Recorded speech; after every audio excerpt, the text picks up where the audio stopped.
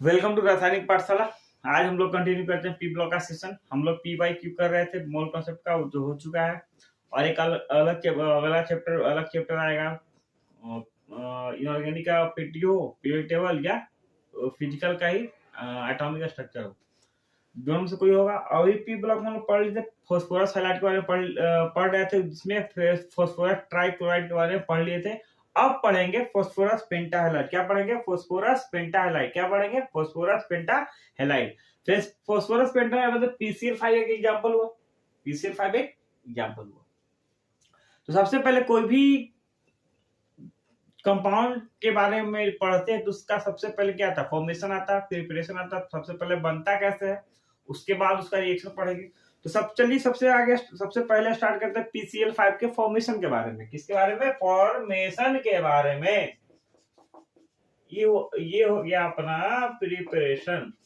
सबसे पहले PCl3 में देख रहे थे कि P4 का रिएक्शन हम 5Cl2 के साथ कर रहे थे तो PCl3 बन रहा था। बस यहाँ Cl के अमाउंट को बढ़ा देना है, PCl5 बन जाएगा। जैसे देखो यहाँ पे पहला फॉर्मेशन P4 का रिएक्शन 10Cl2 के साथ करवाते हैं तो देख रहे हैं यहाँ पे कि अपना PCl5 बन रहा है। PCl5 बन रहा है। इसको बैलेंस कर लेंगे। यहाँ पे 4P मतलब 4 फॉस्फोरस, यहाँ पे 4 फॉस्फोरस, यहाँ पे 20 क्लोरीन, यहाँ पे 20 क्लोरीन। रिएक्शन बैलेंस में कोई दिक्कत नहीं है, कोई दिक्कत नहीं है। ये तो अपना पहला प्रिपरेशन हुआ। P4 का रिएक्शन 10Cl2 के साथ करवा दिए तो PCl5 बन गया। PCl5 बन गया। और दूसरा प्रिपरेशन के बारे में कि अगर हम थायोनाइल क्लोराइड के साथ भी उसका रिएक्शन फॉस्फोरस ट्राइक्लोराइड में थायोनाइल क्लोराइड का भी रिएक्शन उससे रिएक्शन करवा रहे थे तो अपना PCl3 बन रहा था। तो इसमें भी अगर हम बात करते हैं P4 पर थायोनाइल क्लोराइड का रिएक्शन करवाते हैं तो यहाँ पर PCl5 प्लस SO2 का फॉर्मेशन हो रहा है। किसका? PCl5 और SO2 का फॉर्मेशन हो रहा है। यहाँ पे फिर बैलेंस करेंगे। यहाँ पे 4 फॉस्फोरस, यहाँ पर 1 फॉस्फोरस, यहाँ पे 5 क्लोरीन इधर हो गया, उधर है ही नहीं। इसको क्या से गुना करेंगे ताकि यहाँ पे 20 क्लोरीन है, यहाँ पे तो 20 क्लोरीन अपना बन गया। ठीक है। यहाँ पे 10 सल्फर एंड 10 ऑक्सीजन, यहाँ पे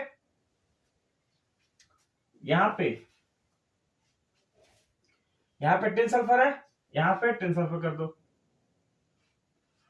यहाँ पे 10 सल्फर कर दिए। बहुत गर्मी है, पानी पीना हमको।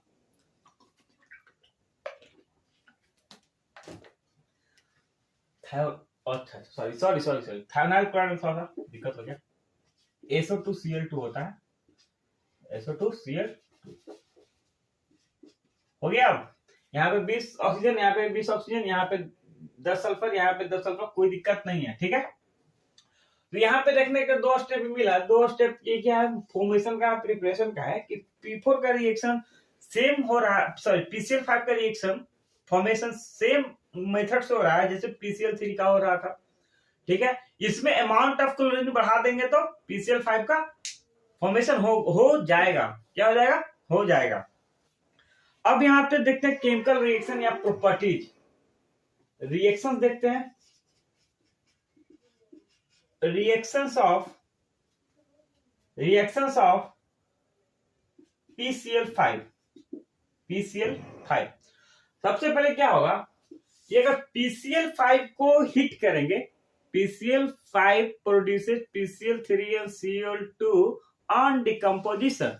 डिकम्पोज करने पर PCl5 PCl3 और Cl2 गैस, क्लोरीन गैस देता है। जैसे देखिए अगर PCl5 का लिख देता पहले, सबसे पहले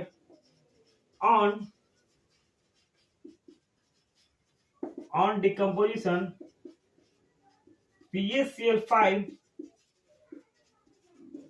produces PaCl3 and Cl2।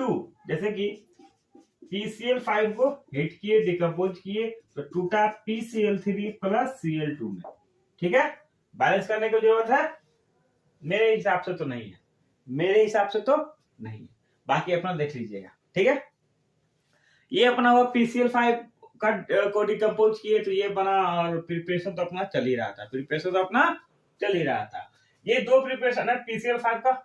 इससे क्वेश्चन ये था, क्वेश्चन आएगा भी तो हाइड्रोलाइसिस ऑफ PCl5 करवाएंगे तो क्या बनेगा, उसके बाद फिर डायरेक्ट फॉस्फोरिक एसिड कैसे बनता है, ये इस पे क्वेश्चन आएगा। ठीक है, यहाँ कोई दिक्कत, यहाँ तो कोई दिक्कत है, यहाँ तो कोई दिक्कत नहीं है। चलो ठीक है, देखो पहले इसको लिख लो या स्क्रीनशॉट ले लो, उसके बाद फिर आगे बढ़ते हैं। ठीक है, चलिए हम लोग अब आगे बढ़ते हैं। PCl5 का रिएक्शन करवा रहे थे, PCl5 का रिएक्शन करवा रहे थे। PCl5 थोड़ा सा कैमरा हिल गया, ठीक है ठीक है। PCl5 का रिएक्शन हम लोग करवा रहे थे, PCl5 को डिकम्पोज किया तो PCl3 प्लस Cl2 में निकला। अब देखते हैं कि अगर PCl5 का अगर हाइड्रोलाइसिस कराते हैं, on hydrolysis PCl5 give POCl3 and finally it change into phosphoric acid, जैसे देखो यहाँ पे लिख सकते हो, on hydrolysis PCl5 gives POCl3 and finally it gets changed into H3PO4 phosphoric acid. कौन एसिड में? फॉस्फोरिक एसिड में चेंज हो जाता है, फॉस्फोरिक एसिड में चेंज हो जाता है। जैसे देखिए PCl5 प्लस H2O, ठीक है, पानी में भिगा दिए, हाइड्रोलाइसिस कर दिए, देखते हैं क्या बनता है। तो यहाँ पे प्रोडक्ट बनता है POCl3 प्लस HCl, बैलेंस तो बाद में करना, सिखाना भी तो बाद में, प्लस HCl। अब यहाँ पे देखो PCl5 का रिएक्शन पानी के साथ करवाए, तो POCl3 प्लस पानी, POCl3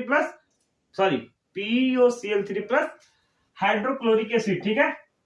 अब इसको बैलेंस करते हैं। सबसे पहले यहाँ पे 5 क्लोरीन, यहाँ पे 3 1 4 क्लोरीन, यहाँ पे 2 H2H का मॉलिक्यूल, यहाँ पे 2H2 2 H, यहाँ पे 1 H है, इसको यहाँ से 2 से कर दो।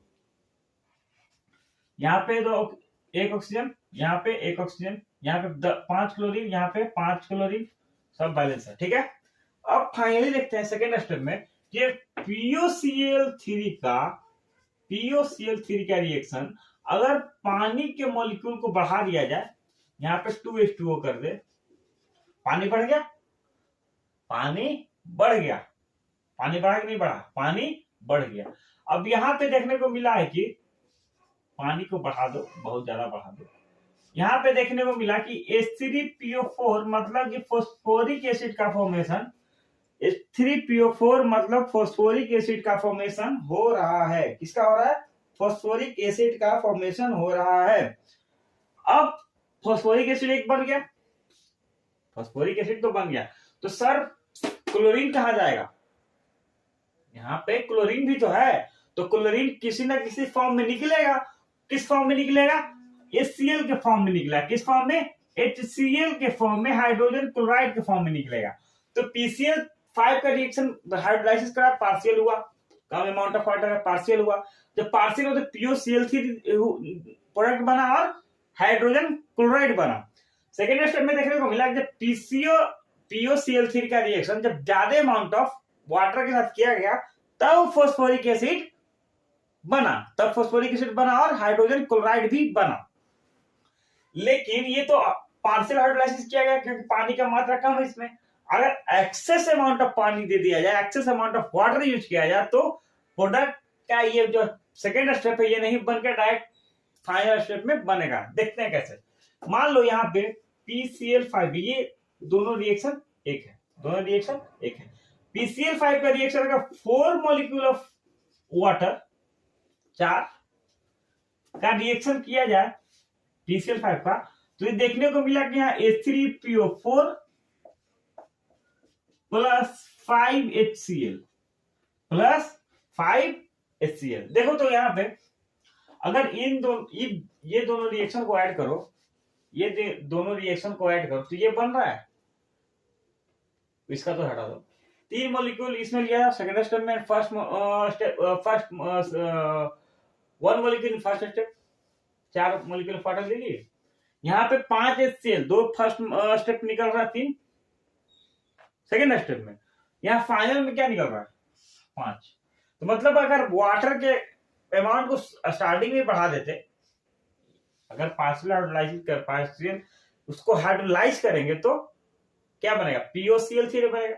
POCl3 को फिर से हाइड्रोलाइज करेंगे तब H3PO4 बनेगा। लेकिन PCl5 को एक्सेस अमाउंट ऑफ पानी के साथ रिएक्ट किया जाए तो क्या बन, डायरेक्ट अमाउंट क्या बनेगा, फाइनल प्रोडक्ट क्या बनेगा, डायरेक्ट H3PO4 क्या बनेगा, H3PO4। कोई दिक्कत, कोई दिक्कत नहीं।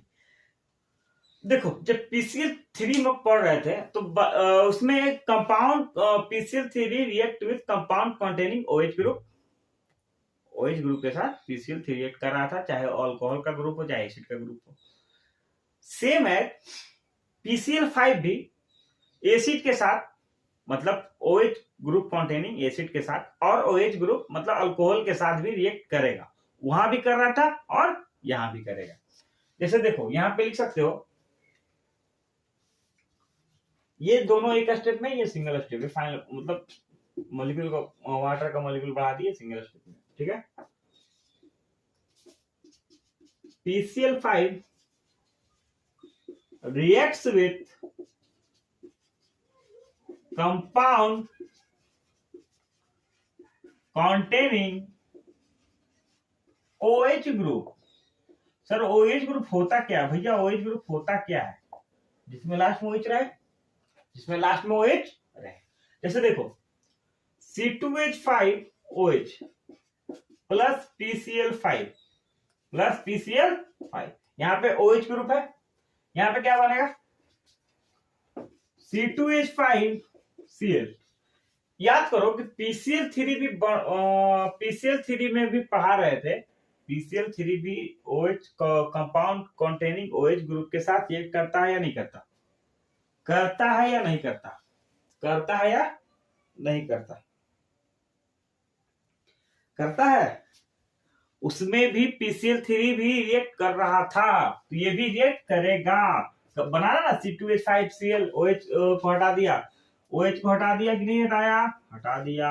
और जब हटाया तो क्या निकलेगा, यहाँ का H कहाँ गया, इसके साथ बनेगा HCl, निकाल देगा, HCl निकला। इसको बैलेंस कर लेंगे, बैलेंस करने की जरूरत है, देख लेते हैं। यहाँ पे 2 कार्बन, यहाँ पे 2 कार्बन, यहाँ 5 हाइड्रोजन, यहाँ पे 5 एक 6 हाइड्रोजन, यहाँ पे 5 और 1 6 हाइड्रोजन, ठीक है। अब आते हैं ऑक्सीजन की बात। एक ऑक्सीजन यहाँ, एक ऑक्सीजन यहाँ, कोई दिक्कत नहीं है। फास्फोरस भी एक है, फास्फोरस भी एक है।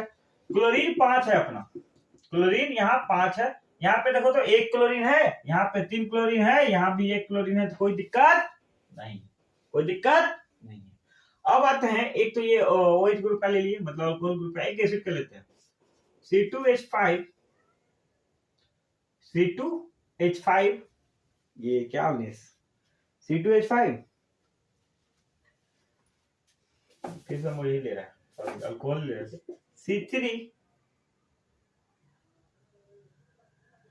CH3 sorry CH3COOH plus PCl5, CH3COOH plus PCl5 देखो तो यहाँ पर क्या बनेगा।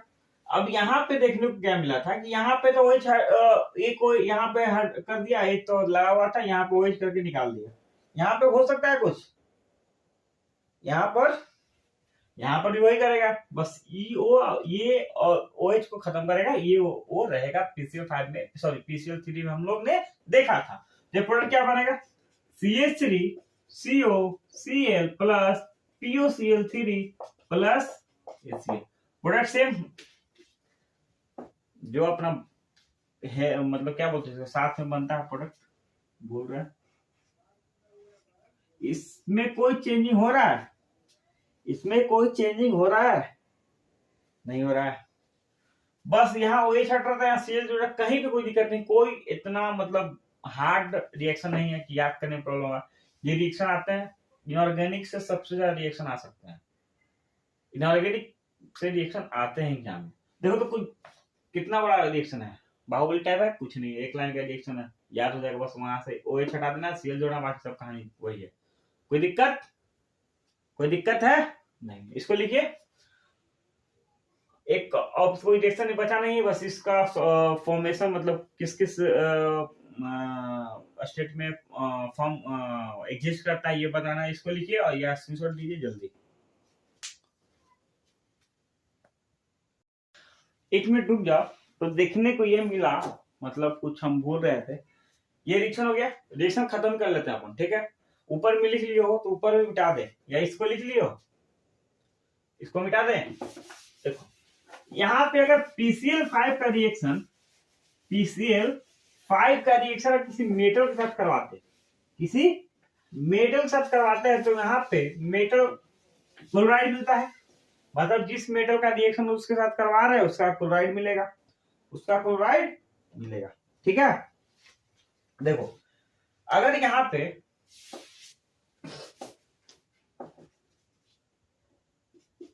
PCl5 react with metal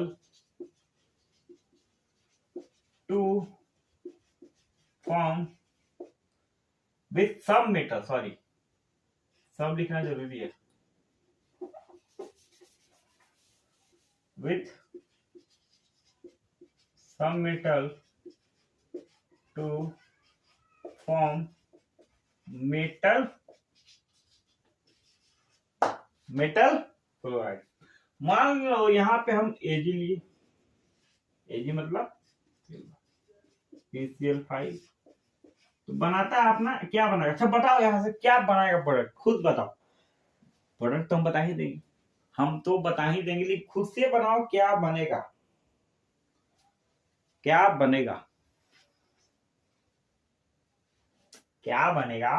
AgCl बनेगा, मेटल है तो मेटल क्लोराइड तो बनेगा। और क्या बनेगा, POCl3 बनेगा। और क्या बनेगा, POCl3। क्या बनेगा, POCl3। POCl3 जब POCl3 बनेगा, PCl3 बनेगा। यहां से एक अच्छा क्वेश्चन है, मान लो ऑप्शन में दे दिया, एक में दे दिया POCl3, एक में दे दिया क्या बोलते हैं PCl3 या PCl3, तब क्या करोगे, तब क्या करोगे बताओ। अरे भाई यहाँ ऑक्सीजन है ही नहीं, तो यहाँ POCl3 कैसे बनेगा। जाहिर सी बात है, कुछ अपना दिमाग लगा लेते। यहाँ पे जब ऑक्सीजन रिएक्टेंट में हम रिएक्शन में जब रिएक्टेंट है अपना, उसमें हम ऑक्सीजन दिए ही नहीं, तो अपना POCl3 कैसे बन जाएगा, है ना गलत। तो क्या होगा, PCl3 क्या होगा, PCl3 क्या होगा, PCl3। समझ में आया। इसको बैलेंस कर लेते हैं। यहाँ पे 3, यहाँ पे 1 4, यहाँ पे 5 है, इसको 2 से गुना करते हैं। अब देखो तो यहाँ पे 2 क्लोरीन, यहाँ पे 3 5 क्लोरीन, यहाँ पे 2 Ag, यहाँ पे Ag 2 Ag, ठीक है। अब बताए एसिड का रिएक्शन PCl5 के साथ करवा रहा है, इसका भी रिएक्शन PCl5 के साथ करवा, तो क्या बनेगा, फिर से सोचो। ये तो बनेगा, ये क्या बनेगा, चलो छोड़ दो। SnCl4 बनेगा, SnCl4 बनेगा। बैलेंस कर ले इसको, एक एसएन, यहाँ पे एक फास्फोरस, क्लोरीन 5, यहाँ पे है 4 3 7, 4 3 7। अब बताओ, कुछ तो बताओ। अगर यहाँ पे 2 लिखते हैं, यहाँ पे 2 फास्फोरस 10 क्लोरीन, यहाँ पे 1 फास्फोरस। अब देखो 2 फास्फोरस 6 4 10, कोई दिक्कत, कोई दिक्कत है देख लो। यहाँ पे एसएन, यहाँ पे एक एसएन, यहाँ पे 2 फास्फोरस, यहाँ पे 2 फास्फोरस, यहाँ पे 2 5 10 क्लोरीन, यहाँ पे 2 3 6 प्लस 4 10 क्लोरीन, कोई दिक्कत नहीं है, ठीक है। इसको लिखिए, फिर आगे बढ़ते हैं। अब हम आगे बढ़ते हैं। थोड़ा सा कुछ थ्योरेटिकल पार्ट था, इसीलिए पहले से लिख लिए हैं ताकि वीडियो लंबा न हो। ठीक है, यहाँ पे देखते हैं कि PCl5 एक trigonal pyramidal in liquid and gas but in solid phase it exist as, ये कैसे एग्जिस्ट करता है, इट एग्जिस्ट एज। अगर PCl5 की लिक्विड और गैस की बात करें, जब PCl5 लिक्विड और गैस में हो तो वो ट्राइगोनल बाय पिरामिडल ही रहता है सिर्फ। लेकिन जब PCl5 जब सॉलिड स्टेट में आता है तो कैसे एग्जिस्ट करता है, PCl4 plus and PCl6 minus में, एंड PCl6 माइनस में ये एक ऑप्शन आता है, ये हमसे क्वेश्चन आता है। ठीक है, लिख देगा PCl5 सॉलिड में क्या होगा, ऑप्शन में भी रहेगा, मानना पर देखना पड़ेगा क्या होगा क्या नहीं होगा, पता होगा तो ना। लिक्विड एंड गैस में ट्राइगोनल बाय पिरामिडल ही होता है, और सॉलिड में PCl6 plus PCl4 plus and PCl6 minus के फॉर्म में होता है। ठीक है, अब आते हैं कि PbR5 एग्जिस्ट एज जब PbR5 होता है पेंटाहाइड है, फास्फोरस पेंटाहाइड, 5 ब्रोमीन है तो पेंटाहाइड पेंटाब्रोमाइड। तो जो फास्फोरस पेंटाब्रोमाइड होता है वो एग्जिस्ट करता है कैसे, PbR minus PbR4 minus and Br minus के फॉर्म में। ठीक है, sorry PbR plus PbR4 plus and Br minus के फॉर्म में। अब आते हैं PCl5 हो गया, जो PCl5 पढ़ लिए, PbR5 कैसे यूज करते वही पढ़ लिए। अब आते हैं PF5 पे, फास्फोरस पेंटाफ्लोराइड। ये तीनों फॉर्म में, लिक्विड हो गैस हो सॉलिड हो, तीनों में ट्राइगोनल बाय पिरामिडल ही रहता है, थर्मली स्टेबल है बट केमिकली वेरी रिएक्टिव। ठीक है, अब आते हैं PI5 में। PI5 कैसे एग्जिस्ट करता है सर, PI5 एग्जिस्ट ही नहीं करता है, PI5 एग्जिस्ट ही नहीं करता है, समझ में आया। PCl5 and SbCl are stable, PCl5 and SbCl5 are stable but HCl5 are very unstable। जो पेंटाफ्लोराइड होता है, फास्फोरस के हो, आर्सेनिक के हो, एंटीमनी के हो, बिस्मथ के हो, वो सब लेविस एसिड के तरह बिहेव करता है। कैसे करता है, सब लेविस एसिड के तरह बिहेव करता है। लिखा हुआ है कि pentafluorides of phosphorus, arsenic, antimony and bismuth are strong Lewis acid. क्या है, स्ट्रॉन्ग लेविस एसिड है। ठीक है, यहाँ पे अपना फास्फोरस पेंटाक्लोराइड खत्म हुआ। अब हम लोग पढ़ेंगे ऑक्सो एसिड की तरफ, कितना पीओएच बॉन्ड होता है, कितना किसमें पीओपी बॉन्ड होता है, किसमें POO बॉन्ड होता है, कितना होता है, ये सब इसके बारे में पढ़ेंगे, कौन सा किसका रेड्यूसिंग नेचर ज्यादा होगा। ठीक है, उसके स्ट्रक्चर भी पढ़ेंगे। इसके बाद इसको लिखिए, उसके बाद हम लोग स्टार्ट करते हैं ऑक्सो एसिड ऑफ फास्फोरस। ठीक है, हम लोग आते हैं ऑक्सो एसिड ऑफ फास्फोरस पर। किस पे, ऑक्सो एसिड ऑफ फास्फोरस के। ये कुछ लाइन थे, कुछ थ्योरेटिकल लाइन थे जो इंपॉर्टेंट थे। उससे ऑक्सो एसिड के बारे में पढ़ने, स्ट्रक्चर के बारे में पढ़ने के पहले, जो कि हम पहले लिख चुके हैं ताकि वीडियो ज्यादा लंबा ना हो, ऑलरेडी लंबा हो चुका है, इसीलिए ये कुछ 3-4 थ्योरेटिकल पॉइंट हैं।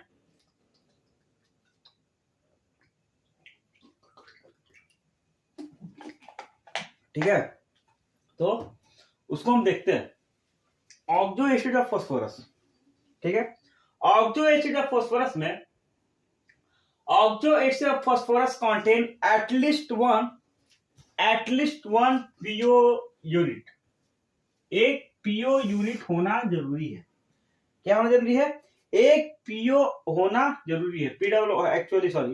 यहाँ POO बॉन्ड होता है, ये पीओ यूनिट होना जरूरी है। क्या होना जरूरी है, एक पीओ यूनिट होना जरूरी है। क्या जरूरी है, एक पीओ यूनिट होना जरूरी, POO यूनिट, P यूनिट होना जरूरी है। कोई भी ऑक्सो एसिड में एक यूनिट होना जरूरी है। ठीक है, नेक्स्ट पॉइंट कहता है कि all P atom in the oxo acid, जितने भी ऑक्सो एसिड में जितने भी P एटम्स होंगे उसमें कम से कम एक POOH ग्रुप होना जरूरी है। मतलब कि पहली बात तो देखने को मिला कि POO बॉन्ड होना जरूरी है, एक मिनिमम एक POH होना जरूरी है। क्या होना जरूरी है, मिनिमम में पीओएच होना जरूरी है। अभी तक यही पढ़ा हम लोग, ठीक है। दिखा गया है कि जो all such groups are ionisable as proton donor and are responsible for acidic character. Sir ये पीओएच है ना सर, यही काम का है, यही एसिडिक प्रॉपर्टी शो करता है, यही एसिडिक बनाता है, यही एसिड बनाता है। जैसे देखिए तो पीओएच बॉन्ड है वो आयोनाइजेबल है, वो क्या है, आयोनाइजेबल है। अब जब ये आयोनाइज होगा तभी तो H प्लस देगा, प्रोटोन डोनर बनेगा, तभी तो एसिड बनेगा, तभी एसिड की तरफ बिहेव करेगा। क्या करेगा, एसिड की तरफ बिहेव करेगा। मतलब कि किसी भी ऑक्सो एसिड ऑफ फास्फोरस में P डबल O बॉन्ड होना जरूरी है। पहली बात, एक मिनिमम POH बॉन्ड होना जरूरी है। क्या जरूरी है, POH बॉन्ड होना जरूरी है। क्योंकि किस लिए जरूरी है, क्योंकि यही एसिडिक कैरेक्टर यही रिस्पॉन्सिबल है एसिडिक कैरेक्टर के लिए, ठीक है। अब नेक्स्ट पॉइंट पर, सम ऑफ ऑक्सो एसिड, कुछ ऑक्सो एसिड में पीएच यूनिट होता है, पीएच यूनिट भी होता है। यहां तो एक समझ में आ गया। अब एक क्वेश्चन आता है कि कुछ ऑक्सो एसिड में पीएच यूनिट भी होता है। तो ये जो पीएच यूनिट होता है, ये पी बॉन्ड एच वाला होता है, ये नॉन आयोनाइजेबल होता है, ये आयोनाइज करेगा ही नहीं, ये आयोनाइज करेगा नहीं। एक क्वेश्चन यहां से बच्चों के माइंड में आ सकता है कि सर पीओएच जैसे एसिड दे रहा है, H प्लस दे रहा है, डायरेक्ट ये H निकल जाए, ये वाला पीओ बॉन्ड H निकल गया, इसी कारण से ये एसिडिक, यही मतलब एसिडिक कैरेक्टर के लिए यही रिस्पॉन्सिबल है। पर ऐसा नहीं है, ये P बॉन्ड H वाला आयोनाइज होता ही नहीं है। जब आयोनाइज नहीं होगा तो एसिड कैरेक्टर के, एसिडिक कैरेक्टर के लिए रिस्पॉन्सिबल कैसे होगा। तो सर आयोनाइज कौन होता है, आयोनाइज हमेशा P बॉन्ड OH वाला होता है, P बॉन्ड OH वाला होता है आयोनाइज हमेशा, ठीक है। देखो यहां पे लिखा होगा कि of of the acid having pH unit such H atoms are not ionizable and are responsible for the properties of oxygen ion, ठीक है। नेक्स्ट पॉइंट आता है कि देखो जिस एसिड में, बहुत सारे एसिड है, मेटाफॉस्फोरस है, हाइपोफॉस्फोरस है, मेटाफॉस्फोरिक है, फॉस्फोरिक एसिड है, बहुत सारे एसिड है। तो जिस एसिड में पीएच ज्यादा होगा, P बॉन्ड ज्यादा होगा, P बॉन्ड H ज्यादा होगा, तो रिड्यूसिंग कैरेक्टर भी बढ़ेगा। क्या बढ़ेगा, reducing character, RC, reducing character भी बढ़ेगा। मतलब कि जिसमें ज्यादा पीएच बॉन्ड होगा, जिसमें ज्यादा पीएच बॉन्ड होगा, वो ज्यादा रिड्यूसिंग कैरेक्टर शो करेगा, वो ज्यादा रिड्यूसिंग गुड रिड्यूसिंग एजेंट की तरह काम करेगा। एक होता है हाइपोफॉस्फोरस एसिड है, H3PO2 है इसका, क्या बोलते हैं इसको, नाम हाइपोफॉस्फोरस एसिड का। हाइपोफॉस्फोरस एसिड का फॉर्मूला है H3PO2, यहाँ पे देखो, ठीक है। H3PO2 is a good reducing agent. Why? It contains two pH bond, so it works, it act as a good reducing agent, ठीक है। जैसे कि अगर सिल्वर नाइट्रेट है, सिल्वर नाइट्रेट का रिएक्शन हम H3PO2 हाइपोफॉस्फोरस में करवाते हैं, तब देखने को मिला कि यहाँ से AgNO3 से डायरेक्ट Ag में गया, मतलब यहाँ से नाइट ऑक्सीजन हटा, तो कहां से समझ में आ रहा है, रिएक्शन हुआ कि नहीं हुआ, HNO3 बना, H3PO4 बना, ठीक है। देखो अब यहाँ पे देखते हैं, एक छोटा सा एग्जांपल देखते हैं। हाइपोफॉस्फोरस की बात आ ही गई है, तो इसका थोड़ा सा स्ट्रक्चर देख लेते हैं।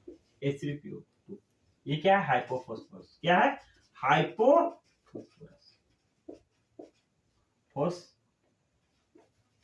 कितना बड़ा नाम, हाइपोफॉस्फोरस एसिड, एसिड नहीं बिना इसका हम पहचान छेड़ रहे हैं तो कैसे काम चलेगा। देखो इसमें दिखा गया था कि एक पीओ यूनिट होना जरूरी है। यहाँ पे स्ट्रक्चर बना ले, दिख रहा है पीछे, एक मिनट देखते तुमको, पीछे दिख रहा है नहीं दिख रहा है, अच्छा नहीं दिख रहा, ठीक है, यहाँ दिख जाएगा। देखो यहाँ पे देखो तो इसका एक पीओ यूनिट होना जरूरी है, एक बना लिए,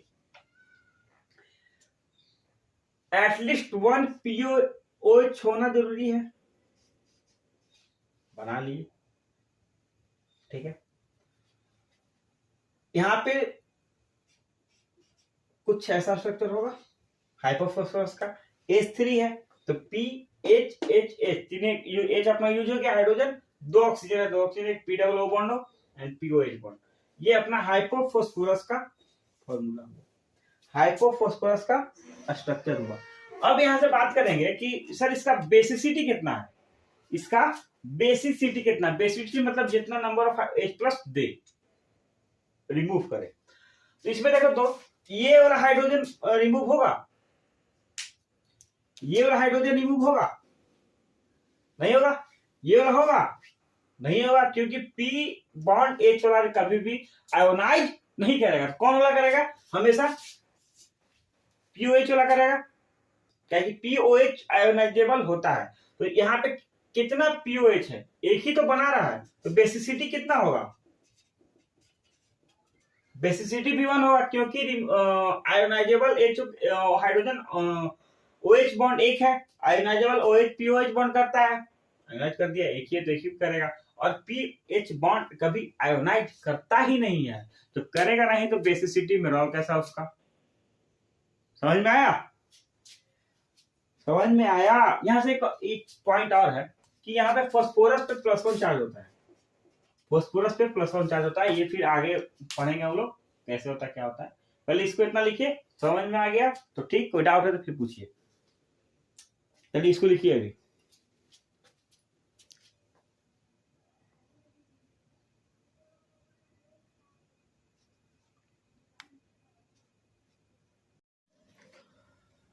हम लोग ऑक्सो एसिड ऑफ फास्फोरस पढ़ रहे थे, क्या पढ़ रहे थे, ऑक्सो एसिड ऑफ फास्फोरस, ठीक है।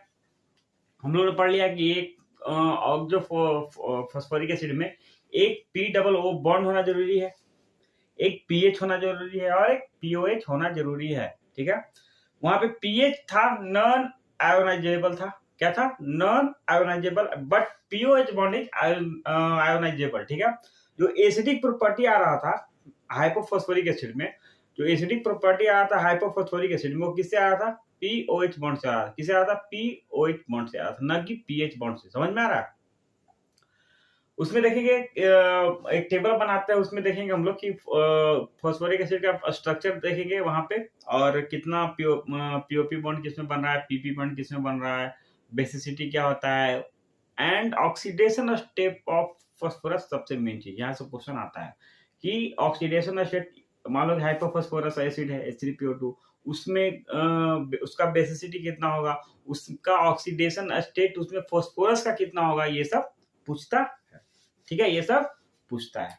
ओके, आते हैं हम लोग, सबसे पहला एसिड है अपना फोस्फोरस एसिड, सबसे पहले हाइपोफॉस्फोरस एसिड, कौन acid, hypophosphorous acid, hypophosphorous acid, समझ में आया, हाइपोफॉस्फोरस एसिड।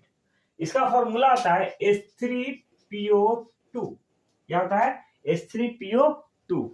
इसका पहले हम डायग्राम बनाएंगे, स्ट्रक्चर बनाएंगे, उसमें देखेंगे कि POH बॉन्ड कितना है, PH बॉन्ड कितना है, P डबल O बॉन्ड कितना है, बेसिसिटी कितना है, और उस कंपाउंड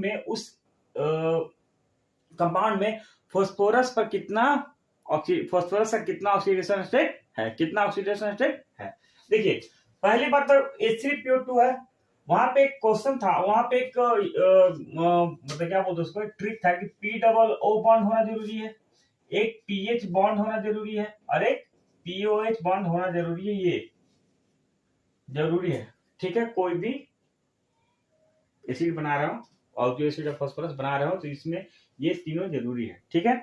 देखते हैं H3PO2, तो H3PO2 में 3 H है, एक P है, 2 ऑक्सीजन है। तो सबसे पहली बात P डबल O बॉन्ड होना एक जरूरी है, मिनिमम एटलीस्ट 1 होना जरूरी है, ठीक है।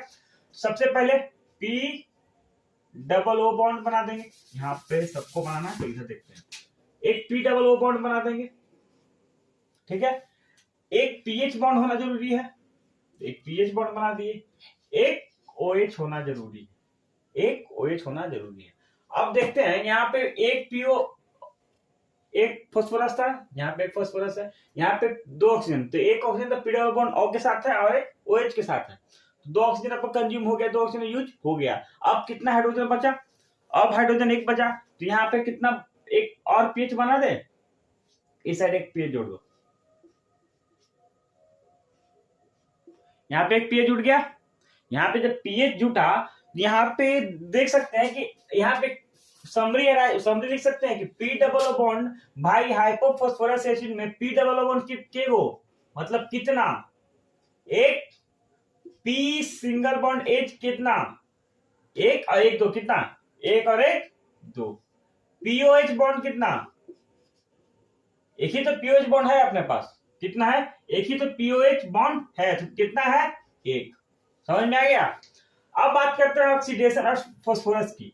तो इसमें ऑक्सीडेशन स्टेट कितना हुआ, ऑक्सीडेशन ओएस, ऑक्सीडेशन स्टेट इसमें +1 होता है। अगर बात करते हैं बेसिसिटी की,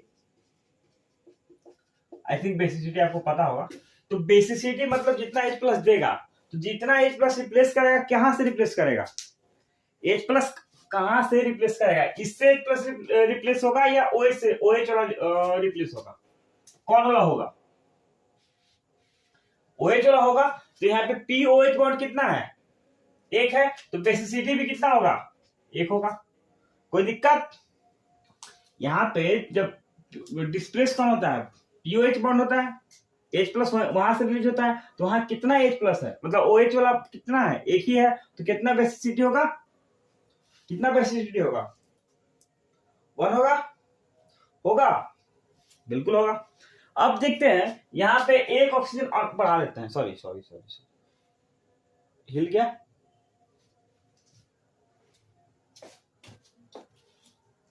नहीं हिला, चलो ठीक है। देखो एक ऑक्सीजन हाइपोफॉस्फोरस में और बढ़ा देंगे तो हो जाएगा ऑर्थोफॉस्फोरस। देखो यहाँ पे लिख देते हैं ऑर्थोफॉस्फोरस, ऑर्थोफॉस्फोरस। इसका फॉर्मूला होता है H3PO3, क्या होता है, H3PO3, क्या होता है, H3PO3, क्या होता है, H3PO3, क्या होता है, H3PO3, ठीक है। अब इसका डायमोलर स्ट्रक्चर बनाते हैं। तो सबसे पहले हम लोग देख रहे थे कि पी डबल बॉन्ड एक होना जरूरी है, एक पीओच होना जरूरी है, एक पीएच होना, उसके बाद जो बच जाएगा उसके बाद उससे एडजस्ट कर देंगे, ठीक है। देखते हैं यहाँ पे पी डबल ओ बॉन्ड एगो बना लिए, एगो OH वाला बना लिए, एगो H वाला बना लिए, यही तो बेस है अपना, ये बेस स्ट्रक्चर समझो। तो अब देखो यहाँ पे हाइड्रोजन कितना था, 3 था, ऑक्सीजन कितना था, 3 था। तो यहाँ पे एक और तो डबल बॉन्ड बना लिया पी के साथ, एक OH के साथ पी ऐड कर रहा है। अगर मान लो कि यहाँ पे एक और बना देते हैं हम, और यहाँ H लगा देते हैं, सॉरी। अब देखो यहाँ पीएच बॉन्ड कितना, एगो है, पी डबल बॉन्ड एगो, ऑक्सीजन यहाँ एक कंज्यूम, एगो यहाँ कंज्यूम, एक यहाँ कंज्यूम, तो 3 ऑक्सीजन कंज्यूम हो गया। 3 हाइड्रोजन पे आते हैं, तो 3 हाइड्रोजन एक OH के साथ यहाँ वाला, एक POH यहाँ और एक यहाँ, तीनों H भी कंप्लीट कंज्यूम हो गया। तो यहाँ पे अगर समरी बना है तो पी डबल ओ बॉन्ड कितना होगा, एक होगा, पी डबल बॉन्ड एक ही तो है। पीएच बॉन्ड कितना होगा, ये भी एक है, लेकिन पीओएच बॉन्ड बढ़ गया, पीओएच बॉन्ड बढ़ गया। और जब पीओएच बॉन्ड बढ़ेगा, OH वाला बढ़ेगा तो बेसिसिटी भी बढ़ेगा, OH वाला बढ़ेगा तो बेसिसिटी भी बढ़ेगा। जब यहाँ पे बेसिसिटी 1 था, जब POH बॉन्ड 1 था, लेकिन यहाँ पे 2 है, तो बेसिसिटी कितना हो जाएगा, अच्छा पहले ऑक्सीडेशन स्टेट की बात करते हैं, यहाँ +3, और बेसिसिटी की बात करते हैं, तो यहाँ पे कितना, एक यहाँ से H+ निकला, एक यहाँ से H+, कितना होगा बेसिसिटी कितना, 2। यहाँ से कोई दिक्कत है। तो एग्जाम में क्वेश्चन कहां से आ रहा है, थोड़ा सा ध्यान देना, एग्जाम में क्वेश्चन यहां से नहीं पूछेगा, बस यहां से पूछेगा। हो सकता है बेसिसिटी पूछ ले, ऑक्सीडेशन पूछ ले, लेकिन मोस्ट ऑफ द केस में बहुत रेयर चांस में ये सब पूछता है, लेकिन मतलब बहुत ज्यादा चांस रहता है यहां से क्वेश्चन पूछेगा, एक टेबल से पूछने का।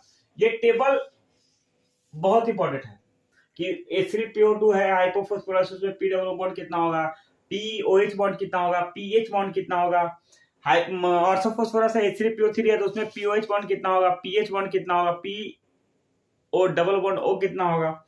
ये सब पूछने का चांस इस टेबल से ज्यादा रहता है, ठीक है, इसको लिख लो। इसके बाद 6-7 एसिड है, उसके बाद 2-2 करके हम टेबल बनाते हैं और अच्छा से पढ़ते हैं। लिखिए इसको। अब आते हैं नेक्स्ट एसिड पे, जिसका नाम है पायरोफॉस्फोरस एसिड। ध्यान है, पायरोफॉस्फोरस एसिड, इसी को बोलते हैं डाइफॉस्फेनिक एसिड। हालांकि पीछे लिखना भूल गए थे, हाइपोफॉस्फोरस एसिड को हम लोग फॉस्फेनिक एसिड भी बोलते हैं। क्या बोलते हैं? फॉस्फेनिक एसिड बोलते हैं। अब आता है पायरोफॉस्फोरस एसिड। किस पे? पायरोफॉस्फोरस। पायरो बहुत दो तीन नाम है। पायरोफॉस्फोरस एसिड हो गया, डाइफॉस्फेनिक एसिड हो गया,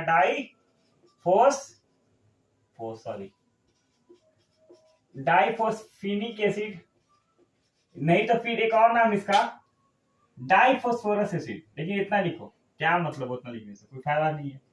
H4P2O5 दिख रहा है? नहीं दिख रहा तो यहां लिख लो H4P2O5। क्या है? H4P2O5। H4P2O5 क्या है? H4P2O5। यहां पे देखो, यहां पे H4P2O5 क्या नाम है? डाइफॉस्फेनिक एसिड, पायरोफॉस्फोरस एसिड। ठीक है, देखो कि बेस क्या था अपना? P डबल बॉन्ड O एक होना चाहिए, P डबल बॉन्ड O एक होना चाहिए, PH बॉन्ड एक होना चाहिए, मिनिमम बेस है अपना, और POH बॉन्ड एक मिनिमम बेस है अपना। ठीक है, इसमें देखते हैं क्या होता है क्या नहीं होता है। देखो मान लो यहाँ पे दो फॉस्फोरस है। क्या है? दो फॉस्फोरस है यहाँ पे। तो डाइफॉस्फोरस क्यों बोलते हैं? डाइफॉस्फोनिक एसिड, या इसको डाइफॉस्फोरस एसिड बोलते हैं क्योंकि यहाँ पे दो फॉस्फोरस है, इसलिए डाइ बोलते हैं। ठीक है, यहाँ पे P डबल बॉन्ड एक लिख लो। ठीक है, और एक P डबल बॉन्ड यहाँ लिख लो। ठीक है, यहाँ पे दो ऑक्सीजन कंज्यूम हो गया, कोई दिक्कत नहीं है। एक पीएच होना जरूरी है, एक पीएच होना जरूरी है। ठीक है, यहाँ पे पीएच होना जरूरी है, पहले एक बनाओ, पीएच होना जरूरी है। अब बात करते हैं OH की। तो यहाँ पे OH लगा दिए एक, यहाँ पे OH लगा दिए एक, यहाँ पे OH लगा दिए, 1 2 3 4, 4 हाइड्रोजन कंप्लीट।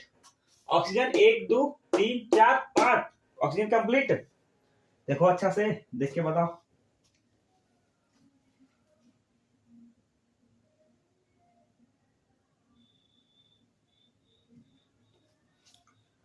बताओ जल्दी।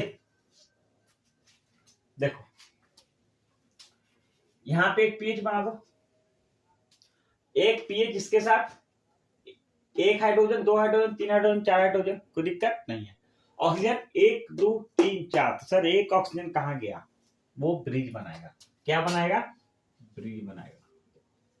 ठीक है, यहां से मेंस में क्वेश्चन पूछ सका है कि कौन सा एसिड है जिसमें पीओपी बॉन्ड होता है। एक्चुअल मतलब एग्जैक्ट डेट तो याद नहीं किसी और पूछा, लेकिन पूछा है कि पीओपी बॉन्ड जो होता है, पीओपी ब्रिज बनाता है, कौन सा एसिड बनाता है? किस में बनाता है? डाइफॉस्फोनिक एसिड में या फॉस्फोरस एसिड में। इसका समरी लिख लेते हैं। समरी क्या होगा? देखो एक पी डबल बॉन्ड ओ कितना? पी डबल ओ बॉन्ड कितना? जल्दी।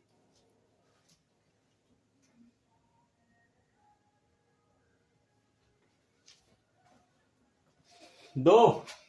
अरे भाई बोलो, दो। पीएच कितना? पीएच मतलब एसिड मत सोचो, पीएच बॉन्ड है, कुछ भी सोच लोगे तुम लोग। पीओएच कितना? पीओएच 2। पीओपी बॉन्ड कितना? 1। देखो तो कितना, एक बॉन्ड यहाँ, दो बॉन्ड, 3 4 5 6 7 8, 1 2 3 4 6। अच्छा ठीक है, सॉरी गलती। पीओपी बॉन्ड तब दो था, पीएच बॉन्ड दो था, पीओएच बॉन्ड दो भी था, पीओपी बॉन्ड इतना है। ठीक है, अब इसमें बेसिसिटी कितना होगा? पहले ऑक्सीडेशन स्टेट, उसके बाद बेसिसिटी। क्या गिरा? अच्छा मार्कर गिरा, छोड़ो। बेसिसिटी कितना है इसमें? बेसिसिटी, अच्छा सॉरी, पहले ऑक्सीडेशन स्टेट। इसमें ऑक्सीडेशन स्टेट +3 पे जाता है, तो बेसिसिटी कितना हो जाएगा? जितना पीओएच बॉन्ड निकलेगा तो पीएच कितना है? 1 और 2, तो बेसिसिटी हमेशा 2। अब 2 पीओएच बॉन्ड है तो बेसिसिटी भी तो हमेशा 2 ही रहेगा। इसमें कोई दिक्कत है? इसमें कोई दिक्कत है? इसमें कोई दिक्कत है? नहीं है। इसको लिखो, इसको लिखो, फिर आगे बढ़ेंगे। जल्दी लिखो, लिख लिया इसको। एक और एसिड है जिसको बोलते हैं हाइपोफॉस्फोरिक एसिड। क्या बोलते हैं? हाइपोफॉस्फोरिक एसिड लिखो, सब हाइपो पाइरो आ रहा है ना, हाइपो फॉस्फोरिक एसिड। क्या होगा इसका फॉर्मूला को बता सकता है? सही है गलत है? सही है गलत है? सही या गलत है? सही है गलत नहीं पता, कोई दिक्कत नहीं, देखो सही है। देखो इसमें भी 2p है, p है कि नहीं है? इसको भी बोले डाइफॉस्फोरिक एसिड, डाइफॉस्फोरिक एसिड इसको बोलते हैं, इसको ही बोलते हैं डाई, इसको बोलते हैं डाइफॉस्फोरस एसिड। ध्यान रखना, फॉस्फेनिक एसिड चाहिए, इसको बोलते हैं डाइफॉस्फोरिक एसिड। इसका एक और नाम है डाइफॉस्फोरिक एसिड। यहाँ पे जो +4 में होता है अपना क्या, फॉस्फोरस। इसका देखते हैं, एक तो पीओ बॉन्ड होना जरूरी है, ठीक है, एक पीएच होना जरूरी है, एक पीओएच होना जरूरी है, ठीक है। एक्चुअली इसका स्ट्रक्चर ऐसा होता है, देखो दिख रहा होगा, कोई दिक्कत की बात नहीं। 1 2 3 4, 1 2 3 4। अच्छा यहाँ पे ऑक्सीजन कितना है? यहाँ पे 6 ऑक्सीजन है, गलती हो गई, कहाँ गया डस्टर, यहाँ पे गलती हो गया।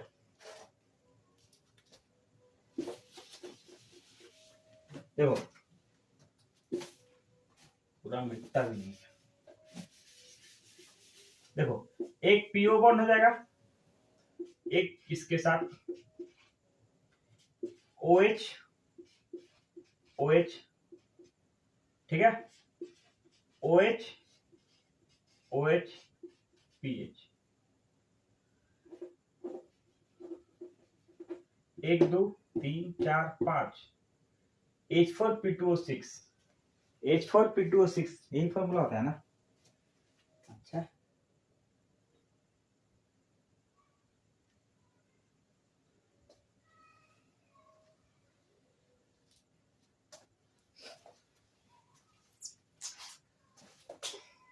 बहुत गर्मी, 1 2 3 4 5 6, ठीक है, हो गया।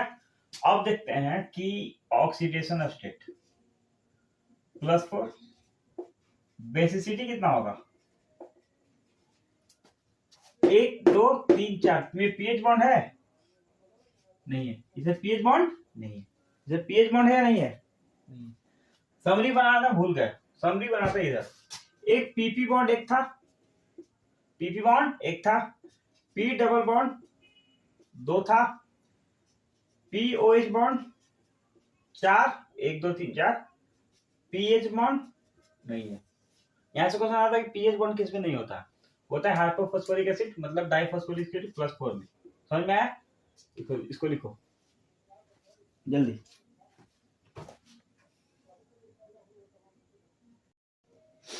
अब नेक्स्ट एसिड पे आते हैं, कौन है अपना देखते हैं।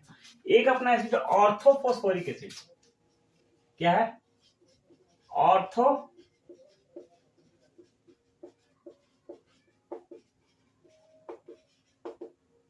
ऑर्थोफॉस्फोरिक एसिड क्या है? ऑर्थोफॉस्फोरिक एसिड क्या है? Orthophosphoric acid. इसका फॉर्मूला आता है H3PO4, H3PO4। इसका डायग्राम बनाते हैं, एक डाल दिए पीओ बॉन्ड, ठीक है, यहाँ पे सिंपल देखो, यहाँ पे पीओ बॉन्ड यूनिट छोड़ के 3 ऑक्सीजन बच रहा है, यहाँ पे 3 हाइड्रोजन बच रहा है, मतलब कि जो भी होगा वो 3 OH वाला होगा,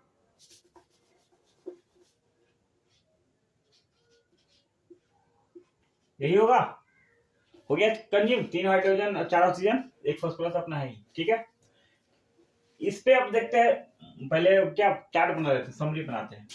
P double bond bond 1 and pOH bond 3। आप कोई बॉन्ड है इसमें? पीएच बॉन्ड है नहीं है, पीपी बॉन्ड है नहीं है, ठीक है। अब आते हैं ऑक्सीडेशन स्टेट पे, और उसके बाद बेसिसिटी। क्या होता है? Basicity, oxidation state and basicity, oxidation state and basicity. Oxidation state में ऑक्सीडेशन स्टेट +5 होता है, और बेसिसिटी जितना ये दे 1 2 3 कितना 3, कितना 3। ठीक है, कोई दिक्कत समझ में आ रहा है?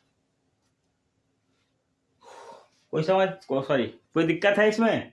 देखो H3PO4 था, ये बना, ये डायग्राम बना, ये समरी बना उसका, कितना किसके साथ कौन बॉन्ड बना रहा है, उसके बाद अपना ऑक्सीडेशन स्टेट +5 में, और बेसिसिटी कितना 3 का है 3, एक यहाँ से एक यहाँ से एक यहाँ से, एक वाला ही तो आयोनाइज होता है। एक होता है पायरोफॉस्फोरिक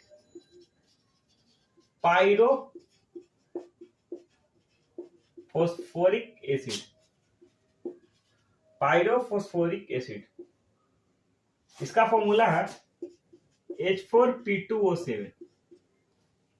H4P2O7 क्या है? H4P2O7। ठीक है, बनाते फॉर्मूला, बनाए।